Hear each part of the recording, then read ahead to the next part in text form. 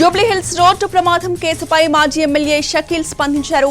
తన కుమారుడు తప్పు చేస్తుంటే చట్టబద్ధంగా ఉరితీసినా ఒప్పుకుంటానని, కానీ కావాలనే ఈ కేసులో రహీల్ను ఇరికిస్తున్నారని ఆరోపించారు షకీల్. జూబ్లీహిల్స్ కేసుపై సీబీఐ లేదా సిట్టింగ్ జడ్జితో విచారణ చేయించాలన్నారు. పంజాగుట్ట కేసులో బారికేడ్లను కారుతో ఢీకొడితే 21 సెక్షన్ల కింద కేసు పెడతారని ప్రశ్నించారు. రహీల్కు ఏదైనా హాని జరిగితే పోలీసులదే బాధ్యత తీసుకోవాలన్నారు.